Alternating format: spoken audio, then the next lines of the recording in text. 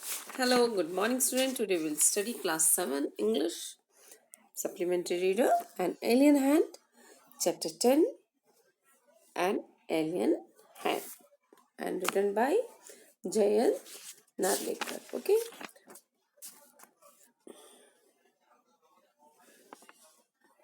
before we will read the chapter, first we will see this. Before you read, have you heard of winking mission to Mars? क्या आपने winking mission के बारे में सुना है? The National Aeronautic and Space Administration's NASA Winking mission to Mars was composed of two spacecraft, Winking 1 and Winking 2, each consisting of an orbiter and lander. यहाँ पे बता रहे हैं कि आपने विंकिंग मिशन के बारे में सुना है।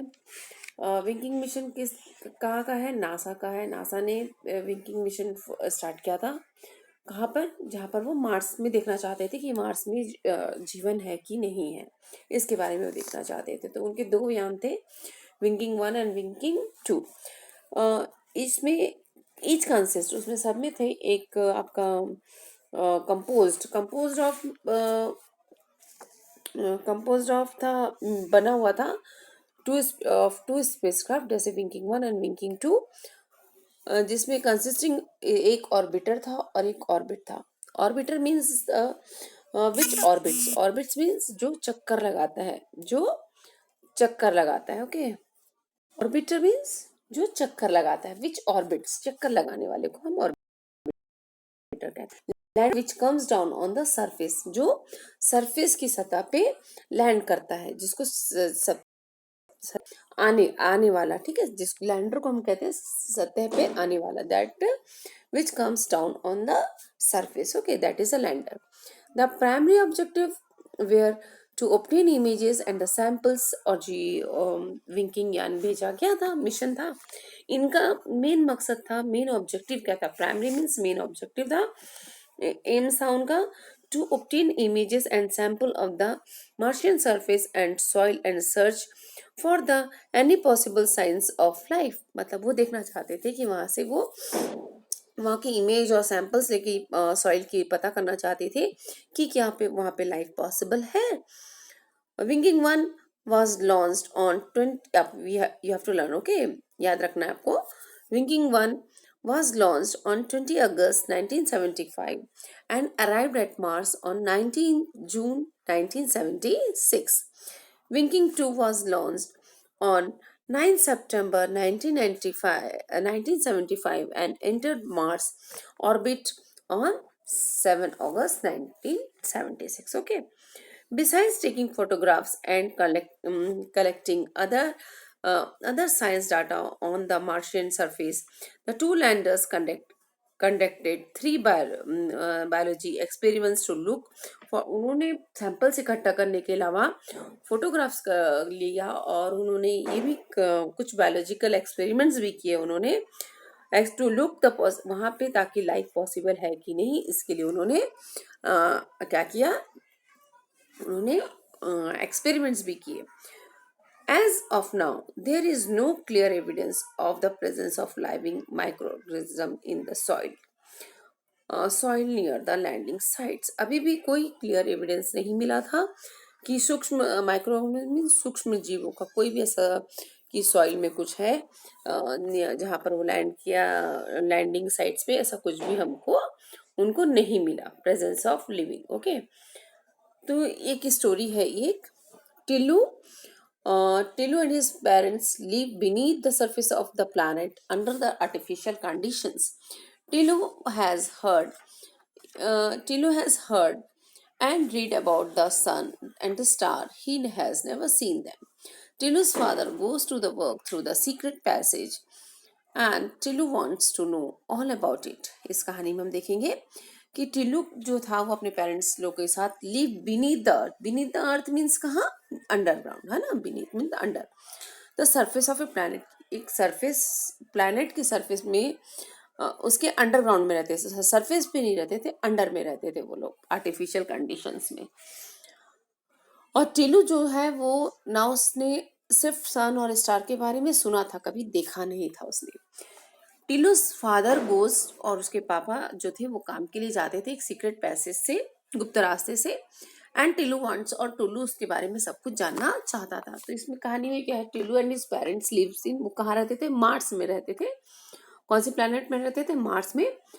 लेकिन they do not live on the surface, वो उसके सरफेस में नहीं रहते थे। वो कहाँ रहते थे, live beneath the surface under the artificial, वो नीचे जमीन की सतह में रहते थे आर्टिफिशियल कंडीशंस के द्वारा। ठीक है, तो हम कहानी देखते हैं आगे। Tillu, how often have you been told not to go that way, but why does daddy go there every day. अब टिल्लू टिल्लू की मम्मी टिल्लू को कह रही है, तुमसे कितनी बार कहा गया है कि तुम वहां नहीं जाओगे। तो टिल्लू कहता है, बट वाई, पापा तो वहाँ, डैडी तो वहाँ हमेशा जाते हैं every day, because that is his job. Tillu और मम्मी कहती है कि वो क्यों जाते हैं वहां पर, क्योंकि ये उनका काम है। That's way was an underground passage. Tillu's father went every day. कहाँ जाते थे वो, एक अंडरग्राउंड पैसेज था below the earth. Tillu's father went, वो डेली वहाँ जाते थे, from the along the passage, and every day he came back from that, और हमेशा वो उसी डायरेक्शन से वो वापस आते थे। And every day he came back from that directions. What lay at the end of that forbidden route. अब वहां पर क्या है ऐसा, उस फॉरबिडन रूट जो है, फॉरबिडन मीन्स आप बोल सकते हैं कि जैसे कि आप बोलना, उस अंत की सतह, जो वहां पे वो सतह है, वो फॉरबिडन रूट है, जहाँ पे कहाँ गया, हाँ, फॉरबिडन रूट, जहाँ पे नॉट अलाउड, किसी को जाना अलाउड नहीं है, किसी का भी जाना अलाउड नहीं है, बट उसके पापा वहां जाते हैं। What lay at the end of that forbidden route, और वहां पर है क्या उस फॉरबिडन रूट में, जहाँ सबका जाना मना है, नॉट अलाउड है। Not only Tillu but a great majority of the community could have like to know. खाली टिल्लू नहीं जाना चाहता था, ये बहुत से लोग जानना चाहते थे कि आखिर ये जो फॉरबिडन रास्ता है, यहाँ से किसी को उधर पास नहीं देखने जाने दिया जाता है, आखिर है क्या वहां पे। टिल्लू's fathers Tilu's father was one of the select few permitted to go that way. Tillu के पापा उसमें से एक थे जिनको परमिशन था वहां से, उनको सेलेक्टेड पर्सन थे, कुछ ही लोगों को परमिशन था जो वहां जा सकते थे, और उसमें से टिल्लू के पापा भी थे। The above conversations invariably took place between Tilu and his mother whenever he insisted of the following his father. जब भी टिल्लू अपने पापा को फॉलो करने की बात करता था कि मैं उनके पीछे जाऊंगा या वहां जाना चाहता हूँ, तभी मम्मी और टिल्लू की मम्मी और उसके बीच में ये कन्वर्सेशन होता है। Okay, today, however, was different. Tilu's father was enjoying a sister at home, and Tilu managed to get a hold of his security card. आज का दिन कुछ डिफरेंट था। आज उसके पापा जो थे, किसके पापा, इसके पापा कौन, टिल्लू के पापा जो थे, आज वो घर पे थे, आज उनकी छुट्टी थी, वो घर पे थे। और अब वो घर पे अच्छी झपकी ले रहे थे, मीन्स दोपहर के समय था, और वो नींद लेने, सिस्टम मीन्स नैप, और स्मॉल नैप मीन्स सोना, झपकी लेना। Tillu managed to get hold of his security card. Then, evading his watchful mother's eye, Tillu made his way for the forbidden passage. अब क्या हुआ, टिल्लू ने किसी तरीके से उसके पापा का जो कार्ड था उसको उसने मैनेज कर लिया, और अपनी मम्मी से आंखें छुपा, मतलब उसकी मम्मी ना देख पाए ऐसा उन्होंने, Tillu manage to get hold of his eye, then evading, अपनी मम्मी मतलब उसकी देख ना पाए इस तरीके से उसने किया, और watchful mothers eyes Tillu made his way, और वो रास्ते में फॉरबिडन वे जो पैसेज था वहां पे वो जाने के लिए रेडी हो गया। अब metal door barred his entry, और वह एक मेटल डोर बना था जो उसकी एंट्री को रोक रहा था। बैरेड मीन्स रोकना। But Tillu had was his father slip the magic card into the slot, पर टिल्लू ने अपने पापा को देखा था तो किस तरीके से कार्ड को स्वाइप करते थे और वो अंदर जाते थे। ही did the same and the door opened noiselessly, और वो बिना आवाज हुए वो दरवाजा भी खुल गया. A well lit passage seemed to beckon him, और ऐसा लग रहा था, और एक वेल लिट मतलब अच्छी तरह से बोलना चाहिए, अच्छी तरह रोशन लाइटिंग थी वहां पे, अच्छी तरह से रोशन. Well lit means well lighted. Okay, अच्छी तरह रोशन वो जो जगह थी वो उसको बुला रही थी, ऐसा फील हो रहा था. Snatching the card which he had come out of another slot in the wall, और उस स्लॉट को उसने एक कार्ड को वहां से इसने स्नैच किया, है ना, निकाला वहां से झपटते हुए, स्नैच किया वहां से. और Tillu started his March along a gentle upward slope. अब वो वहां से जेंटल अपवर्ड मीन्स वहां पे सामने देखा, और और वो स्लोप के रास्ते से जाने लगा. Tillu started his March along the gentle upward. Tillu ने वहां जाना शुरू किया. For the passage led from the underground habitat to the surface of the planet. और वो कहाँ जा रहा था, वो प्लैनेट की तरफ जा रहा था. Tillu looked forward to seeing the sun the और द स्टार. टिल्लू को लग रहा था, क्योंकि वो प्लैनेट की तरफ जा रहा था, तो उसको लगा यदि दिन होगा तो मुझे सन दिख जाएगा, और रात होगा तो मुझे स्टार दिखाई दे देगा, कुछ तो उसको दिखाई देगा. about which he had heard and read so much. बस उसके बारे में क्या था, जिसके बारे में उसने सिर्फ पढ़ा था, और कभी देखा नहीं था. But all that wasn't to be. Tillu had underestimated the security arrangement's invisible mechanical device, and had already detected the photographed and a small intrude sent his picture to the Central Bureau, where it was thoroughly checked. And before he had advanced 10 paces, a strong hand fell heavily on his shoulder. Gentle, Gently but firmly he was escorted by. अब क्या हुआ, टिल्लू वहां तो चला तो गया वो, लेकिन उसने अंडर एस्टिमेट कर दिया था. उसने सोचा ही नहीं था कि सुरक्षा होगी.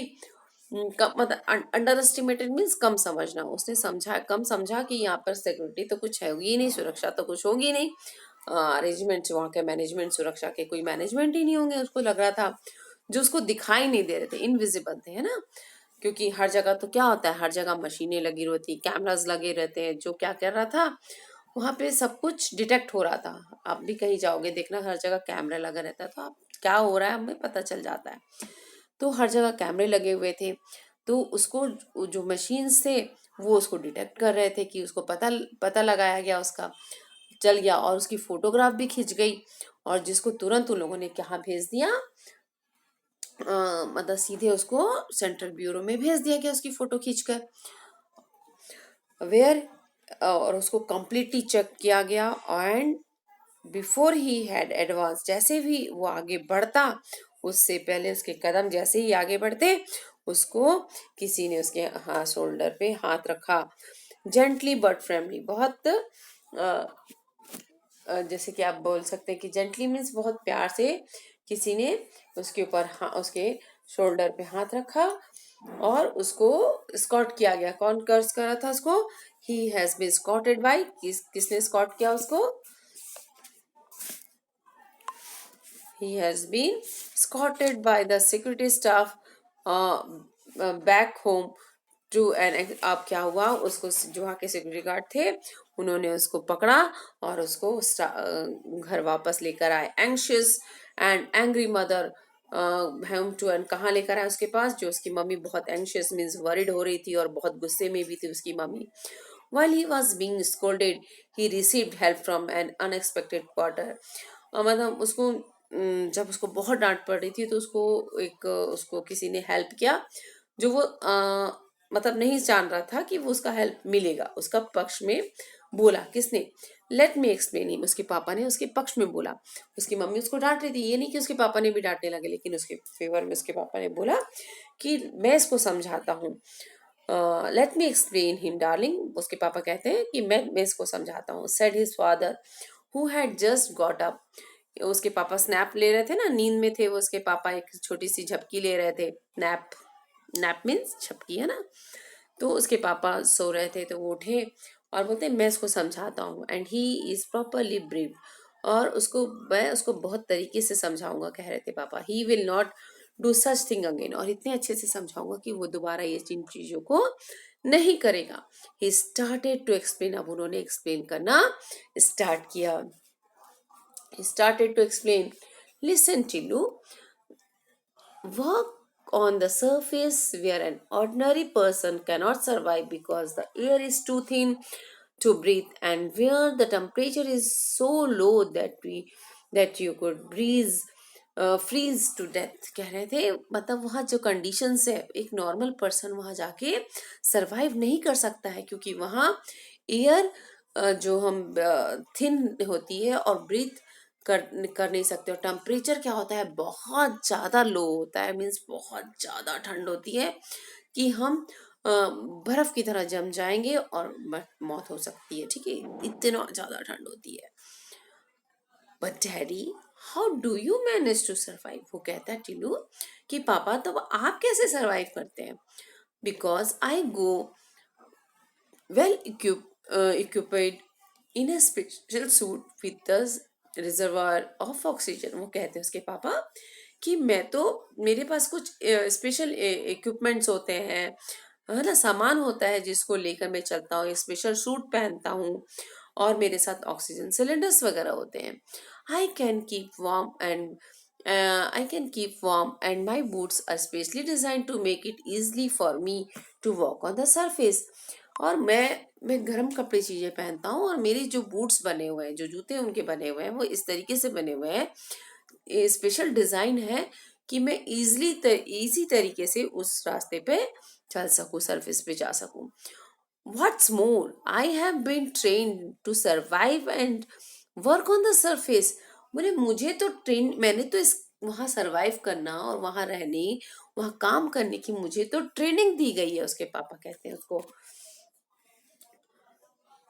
There was a time when our forefathers lived on the surface quite naturally। वो कहते हैं, उसके पापा बताते हैं कि एक वक्त था कि जब हमारे जो फोरफादर्स थे, है ना, जो हमारे फोरफादर्स, वो हमारे जो पूर्वज थे, फोरफादर्स थे, वो उस जगह पे, उस सतह पे, सरफेस पे अच्छे तरीके से, नेचुरल तरीके से रह पाते थे। Indeed they did so for millions of the years, उन्होंने बहुत सालों तक वहां वो रहे, millions of years. But the time change, लेकिन समय बीत गया। The very sun which had provided us with the sustenance turned hostile। कौन कर रहा है कि ये जो सन था हमारे साथ कितना उसने मतलब सहारा दिया था हमको, लेकिन वो अचानक उसका जो था उसका हॉस्टाइल मीन्स हो जाता, अचानक से वो हमारा दुश्मन हो गया। It changed only slightly, but the change was sufficient to upset the balance। वो चेंज हुआ, वो थोड़ा चेंज हुआ, लेकिन इतना चेंज, उतना थोड़ा चेंज होने से भी क्या हुआ, पूरी जो पूरा बैलेंस जो था नेचर का, प्लैनेट ऑन द प्लैनेट, वो पूरा अस्त व्यस्त हो गया, उनका कहना था। First the birds became extinct, पहले तो जो पक्षी थे वो सब क्या हो गए, फिनिश्ड हो गए। The animals allowed the animals followed, फिर जानवर मरने लगे। The fish could not bear, और वो ऐसा कंडीशन था कि वहां पर फिश भी सरवाइव नहीं कर पा रही थी एनी मोर इधर। We manage to survive only because of our superior technology, लेकिन हम वहाँ पे मैनेज कर पाए क्योंकि हमारी जो अच्छी टेक्नोलॉजी के कारण, सुपीरियर मीन्स बहुत बेहतर technology, better, superior means better, okay. तो हमारी जो बेटर सुपीरियर टेक्नोलॉजी थी उसके कारण हम वहाँ पे सरवाइव कर पाए। But we we are force to live underground under the artificial condition. लेकिन हम लोग को ये ऐसे कंडीशन था कि हम वहाँ नॉर्मल से नहीं रह सकते थे पूरा, तो हमको अंडरग्राउंड सरफेस सरफेस पे ना रह के हमें अंडरग्राउंड रहना पड़ा। Thank to solar energy we can generate sufficient power to make our life comfortable. तो उन कहते हैं कि ये जो सोलर एनर्जी है इसका शुक्रिया, क्योंकि हम इतनी पावर को जनरेट कर पाते हैं ताकि हम लाइफ को इजली जी सकें कंफर्टेबल वे में। But the machines which make this possible must be in good working condition. और क्योंकि पूरी मशीन्स पे डिपेंड है, तो कहते हैं जो मशीन्स पे हम डिपेंड है वो अच्छी कंडीशंस में होने चाहिए। Some of them are on the surface. I belong to the team whose responsibility is to keep watch on them and to survive and to service them. तो कहते हैं some of them are on the surface, कुछ हैं जो वहाँ surface पे हैं, लेकिन I belong to the team whose responsibility is to keep watch on them and to service them. और मेरी रिस्पॉन्सिबिलिटी है कि मैं वहाँ पे काम, मेरी जो टीम है रिस्पॉन्सिबिलिटी है कि मैं उन पे निगरानी रखूँ और उनको सर्विस प्रोवाइड करूँ। ये उसको समझाते हैं उसके पापा। Daddy can I join the team when I grow up. वो कहता है कि डैडी जब मैं बड़ा हो जाऊंगा तो क्या मैं ये टीम ज्वाइन कर सकता हूँ? Of course if you want to, said his father. जरूर, यदि तुम चाहोगे तो तुम जरूर ज्वाइन कर सकते हो, but for that you must be a good boy and do as your parents tells you. पर कहते हैं कि आपको यदि वो सब करना है तो उससे पहले सबसे आपको पहले गुड बॉय बनना पड़ेगा। आपको अपने पेरेंट्स की बात माननी होगी और जो आपके पेरेंट्स कहते हैं उसे सुनना होगा। His mother had as usual the last words. मतलब उसकी मम्मी ने ये सब बातें कही। उसके पापा तो समझा रहे थे, पर उसकी मम्मी ने कहा यदि आपको वहां जाना है तो आपको पहले अपने पेरेंट्स की बातें सुननी होगी। और ये उसकी मम्मी का फाइनल वर्ड्स था जो उसकी मम्मी ने उसको लास्ट में समझाया। ओके, तो ये था पार्ट 1। पार्ट 2 हम नेक्स्ट वीडियो में देखेंगे।